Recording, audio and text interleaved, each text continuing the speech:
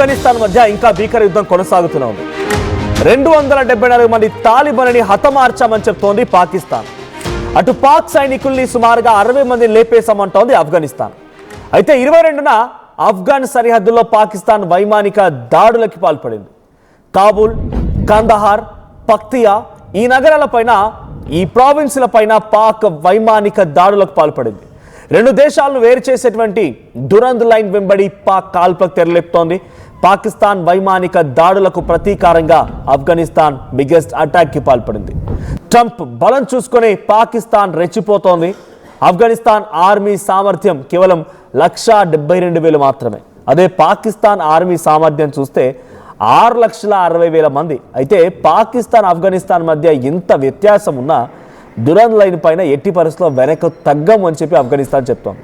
British కాలం నాటి నుంచే దాదాపుగా 132 ఏళ్లుగా ఉన్నటువంటి ఆ దురంద్ లైన్ తాలిబాన్ ప్రభుత్వం వచ్చాక 2021 నుంచి ఈ వివాదం ముదిరింది. ఆ లైన్ని మేము యాక్సెప్ట్ చేయము, ఆ డివైడింగ్ బార్డర్ని మేము యాక్సెప్ట్ చేయము, దురంద్ లైన్లో పాకిస్తాన్ ఆక్రమణలన్నీ సహించేది లేదని చెప్పి తెహ్రీక్ తాలిబాన్ చెప్తోంది. వరుస ఉగ్రదాడులతో పాకిస్తాన్ను ఉక్కిరిబిక్కిరవుతోంది. ఈ నేపథ్యంలో పాకిస్తాన్ని టార్గెట్ చేస్తోంది తెహ్రీక్ తాలిబాన్ పాకిస్తాన్ అనేటువంటి ఒక మిలిటెంట్ గ్రూప్. సో ప్రెజెంట్ అక్కడ జరిగినటువంటి దాడులకు సంబంధించి ఇన్ డీటెయిల్గా మాట్లాడుకుంటే దురంద్ లైన్ పాకిస్తాన్ అండ్ ఆఫ్ఘనిస్తాన్ మధ్య డివైడింగ్ లైన్గా ఉంది. ఇది బ్రిటిష్ కాలంలో నిర్ణయించినటువంటి లైన్ ఇది.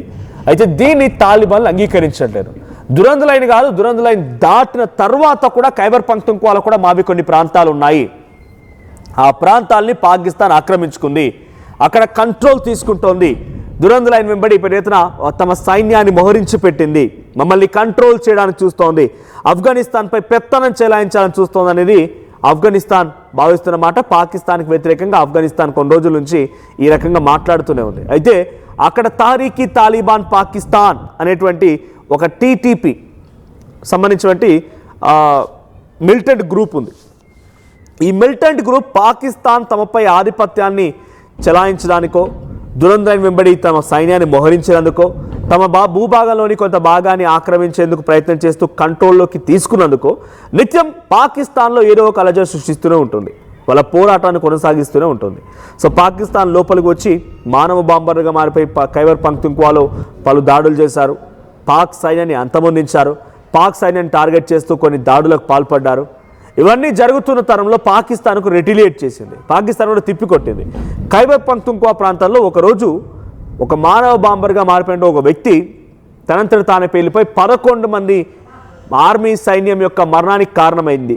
ఆ తర్వాత ఇస్లామాబాద్లోని ఒక మసీదులో ఇలాంటి ఘటనలు జరుగుతున్న తరుణంలో పాకిస్తాన్ దాన్ని తిప్పికొడుతున్నామని చెప్పి ఆఫ్ఘనిస్తాన్పై దాడి చేస్తోంది. కానీ వాస్తవానికి పాకిస్తాన్లో వేర్పాటువాదం ఉంది. బలూచిస్తాన్ వేర్పాటువాదం ఒకటి, ఖైబర్ పఖ్తూన్ఖ్వా, పంజాబ్ ప్రావిన్స్, సింధు ప్రావిన్స్లో అలజడులు మరోవైపు.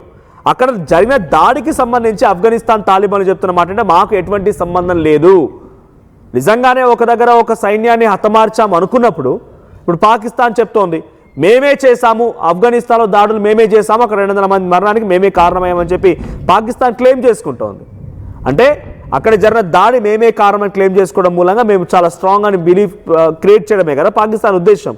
సో మరి ఆఫ్ఘనిస్తాన్ నిజంగానే ఆ స్థాయిలో వచ్చి అక్కడ ఆర్మీ సైన్యాన్ని హతమార్చిన నేపథ్యం ఎందుకు క్లెయిమ్ చేసుకోవడం లేదంటే వాళ్ళకు సంబంధం లేదు కాబట్టి. అయినా కూడా మీరే దీనికి కారకులు అన్నట్టుగా పాకిస్తాన్ వేలెత్తి చూపి తెహ్రీక్ తాలిబాన్ పాకిస్తాన్ అనేటువంటి ఆ టీటీపీ సభ్యులని, మిలిటెంట్స్ గ్రూప్ని తాలిబాన్లో ఆశ్రయం ఇచ్చి తాలిబాన్ నేలపై నుంచి, ఆఫ్ఘనిస్తాన్ నేలపై నుంచి వారందరినీ కూడా అటాక్ చేయించడానికి ఆఫ్ఘనిస్తాన్ తాలిబాన్ ప్రభుత్వమే సహకరిస్తోంది. టెర్రరిస్ట్ మిలిటెంట్స్ గ్రూప్ని, ఇటువైపు తెహ్రీక్ తాలిబాన్కి సంబంధించిన మిలిటెంట్ గ్రూప్స్ని వీటన్నిటిని మెయింటైన్ చేస్తూ తాలిబానే మాపై అటాక్ చేస్తుందని పాకిస్తాన్ భావిస్తోంది. సో 2 రోజులుగా మరింత యుద్ధం ముదిరిందని చెప్పాలి. గతంలో కూడా ఇదే మాదిరిగా కొంత వార్ ఎక్స్చేంజ్, వెపన్ ఎక్స్చేంజ్ జరిగింది. మిసైల్స్ ఒకరిపై ఒకరు కురిపించుకున్నారు. చాలా పెద్ద ఎత్తున ఆందోళన రేకెత్తించే విధంగా 2 దేశాల మధ్య బాంబులు, మిసైళ్లు మారడం మనం చూసాం. ఈ సిచ్యువేషన్ని ఖతార్, సౌదీ, టర్కీ లాంటి దేశాలు మధ్యవర్తిత్వం వహించి కొంత కంట్రోల్ తీసుకొచ్చే ప్రయత్నం చేశాయి. సీజ్ ఫైర్ అనేటువంటి మాట చెప్పుకొచ్చాయి. 2 దేశాల మధ్య ఈ ఒప్పందాన్ని కొనసాగించండి, ఇప్పుడు మాత్రం మీరు యుద్ధాన్ని ఆపేయండి అన్నట్టుగా ఆపుకొచ్చారు. కానీ మళ్ళీ పాకిస్తానే దీన్ని రెచ్చగొట్టింది. పాకిస్తానే మళ్ళీ ఇస్లామాబాద్లోని మా మసీదు పైన జరిగిన దాడిని దీని వెనుక ఉంది తెహ్రీక్ తాలిబాన్ పాకిస్తాన్లే. సో ఒక టీటీపీ సభ్యులు దీని వెనుక ఉన్నారు. ఆఫ్ఘనిస్తాన్ తాలిబాన్ ప్రభుత్వమే మసీదుపై దాడి చేసింది, మా సామాన్యులను మట్టు పెట్టిందనే రకంగా వాళ్ళు చెప్తున్నారు. కానీ దీనికి మాకు ఎటువంటి సంబంధం లేదని తాలిబాన్ చెప్తోంది. సో తాలిబాన్ మాకు సంబంధం లేదంటే, కానీ పాకిస్తాన్ మాత్రం మీరు చేయడం మూలంగా ఎంత జరిగిందని చెప్పి పాకిస్తాన్ చెప్తూ సీజ్ ఫైర్ని ముందుగా బ్రేక్ చేసింది ఎవరు అని అంటే పాకిస్తానే. పాకిస్తాన్ తమ భూభాగం నుంచి మిసైల్స్ని కాబూల్ నగరం పైన దించారు. కాబూల్ నగరంలో బిల్డింగ్ని కుప్పకూలిస్తే ఆ బిల్డింగ్ కింద 42 మంది, దాంట్లో మెజారిటీ చిన్నపిల్లలే, 20 మంది చిన్నపిల్లలే అక్కడ దాని కింద పూర్తిగా సమాధైపోయారు. ఆ బిల్డింగ్ కుప్పకూలిపోయి బిల్డింగ్లో బాంబు పడడంతో. కాబూల్ ఒకటే కాదు, పక్తికా తర్వాత కాందహార్ ఈ ప్రావిన్స్లో కూడా దాడులు జరుగుతూ ఉన్నాయి. వరుసగా ఒకటి కాదు రెండు కాదు వరుస అటాక్స్ జరుగుతూనే ఉన్నాయి. పాకిస్తాన్ మిసైళ్ల వర్షం కురిపిస్తూనే ఉంది. అయితే దీన్ని తిప్పికొట్టడం కోసం ఆఫ్ఘనిస్తాన్ కూడా సిద్ధమైంది. Open war, it's open war అంటూ డిక్లేర్ చేసింది ఆఫ్ఘనిస్తాన్. దాన్ని అంగీకరిస్తూ దాన్ని కూడా యాక్సెప్ట్ చేస్తూ yes we're also declaring open war అని చెప్పి పాకిస్తాన్ రక్షణ మంత్రి ఖ్వాజా ఆసిఫ్ కూడా ఒక స్టేట్మెంట్ని పాస్ చేశారు. వీఆర్ ఇన్ ఓపెన్ వార్, మనం ఇంకా బహిరంగ యుద్ధంలో ఉన్నామని చెప్తున్నారు. కానీ Russia, Iran, Qatar, Saudi, Turkey ఈ దేశాలు మాత్రం మీరు యుద్ధాన్ని విరమించండి అని చెప్పి 2 దేశాలకి సూచనలు చేస్తున్నాయి, మధ్యవర్తిత్వం వహించేందుకు ప్రయత్నం చేస్తున్నాయి. ఇప్పుడున్న సిచ్యువేషన్లో వార్ జరిగితే ప్రపంచ దేశాల్లో ఎక్కడో ఒక చోట వార్ జరుగుతున్న తరుణంలో దాని నుంచి లబ్ధి పొందే ప్రయత్నం ట్రంప్ ప్రయత్నం చేయొచ్చేమో. ట్రంప్ దాని వెంట కొంత ప్రయత్నం చేసి దాని నుంచి డబ్బులు దండుకునే ప్రయత్నము, బిజినెస్ చేసుకునే ప్రయత్నము చేయొచ్చు. కానీ ఇతర దేశాలు ఉండవు కదా. బిఫోర్ ఐ కంటిన్యూ, ఒకసారి ఇక్కడ మ్యాప్ చూడండి. ఈ మ్యాప్లో పాకిస్తాన్, ఆఫ్ఘనిస్తాన్ ఆ రెడ్ కలర్ డాట్స్ ఉన్న దగ్గరే హోల్చేన్ పీసా, ఆ రెడ్ కలర్ డాట్స్ ఉన్న దగ్గరే అది Durand line. So Bajaur district, తర్వాత నన్గహార్, తర్వాత Angoor Adda, Kabul, Paktika province and Walikhan sector, Kandahar, Afghanistan. So మీరు చూస్తున్నారు కదా, ఈ ప్రాంతాలపైన ఇప్పుడు దాడులు జరుగుతున్నాయి. సో బజువార్ అనేది ఇటువైపు పాకిస్తాన్ ప్రాంతం, నన్గహార్ ఇది ఆఫ్ఘనిస్తాన్లోనిది, సో పక్తికా ఇది ఆఫ్ఘనిస్తాన్లోనిది, వలీఖాన్ సెంటర్ ఆఫ్ఘనిస్తాన్లోనిది. సో ఈ ప్రాంతాలపైన దాడులు జరుగుతూ ఉన్నాయి. ఈ ప్రాంతాలని టార్గెట్ చేస్తే ఇప్పుడు పాకిస్తాన్ దాడులకు తెగబడుతోంది. బికాజ్ అక్కడ ఆక్రమించుకోవాలి, ఇది మా ప్రాంతం అని ఆ పాకిస్తాన్, లేదు ఈ దురంద్ లైన్ మేము యాక్సెప్ట్ చేయమని ఆఫ్ఘనిస్తాన్. ఈ దాడులు జరుగుతూనే ఉన్నాయి. సో మీకు గమనిస్తే కనుక దేశంలో, ప్రపంచ దేశాల్లో ఏదో ఒక అలజడి జరుగుతున్నప్పుడల్లా అక్కడ పాగా వేసి దాని నుంచి లబ్ధి పొందే ప్రయత్నం ట్రంప్ చేస్తాడు.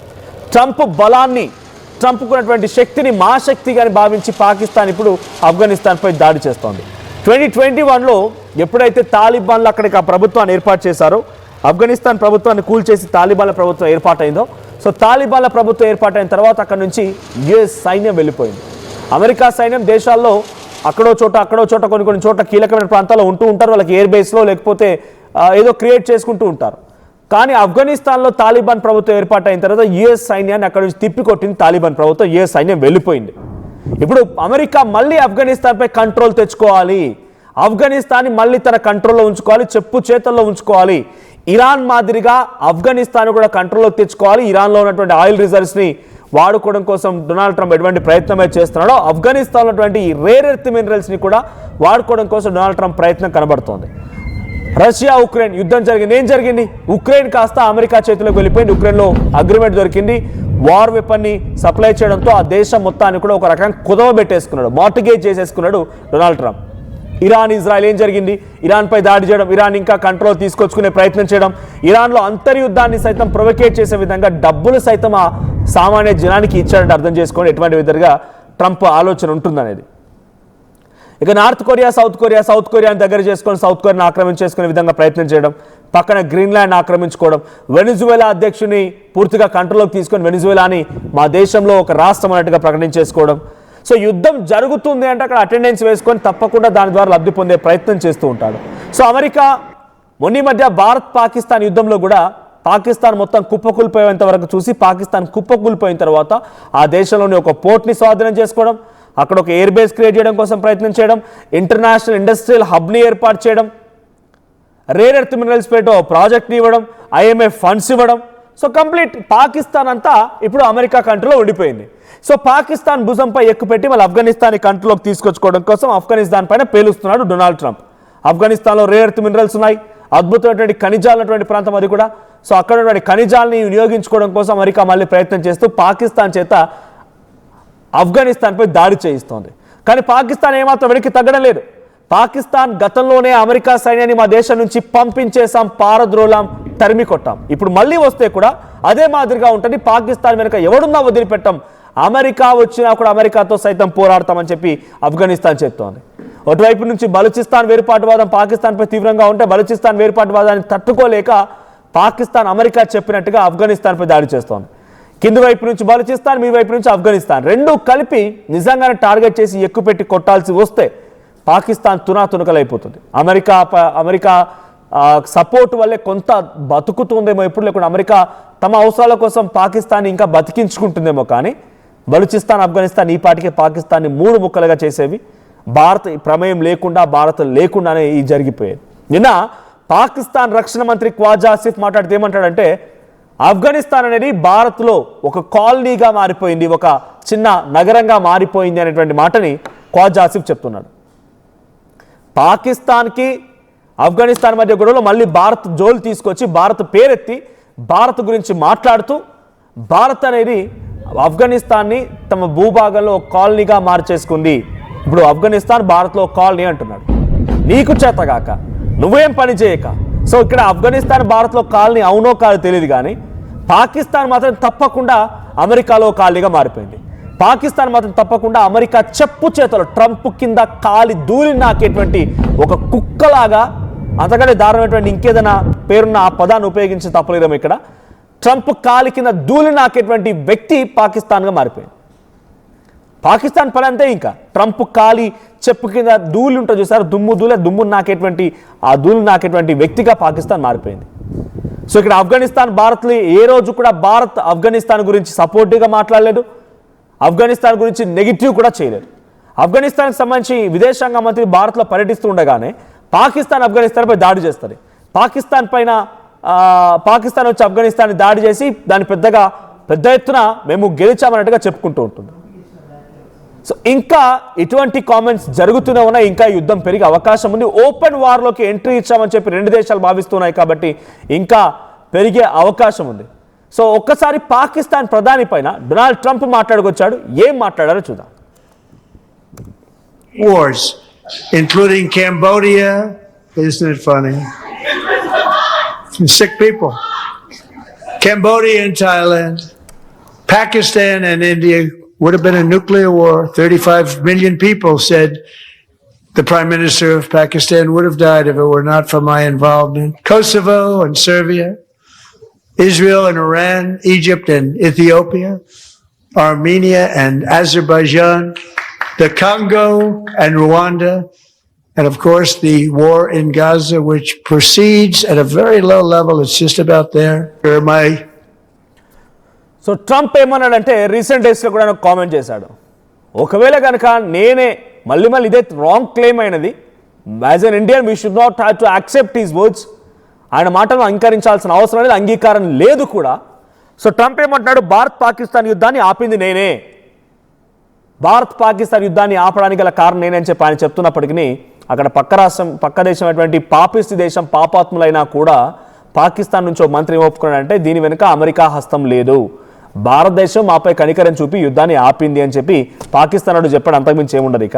కానీ ట్రంప్ ఏం చెప్తున్నాడంటే, భారత్ పాకిస్తాన్ యుద్ధాన్ని ఆపింది నేనే కనుక ఆ సమయంలో ఆపకపోయి ఉంటే ఈ పాటికి పాకిస్తాన్ ప్రధాని షెహబాజ్ షరీఫ్ గారు చచ్చేవాడు, వాడిని ముక్కలుగా కండలా ఖండించేవారు, పాకిస్తాన్ పని అయిపోయేది, పాకిస్తాన్ నేను ఆపడం మూలంగానే బతికిపోయిందని చెప్పి ట్రంప్ అంటున్నాడు.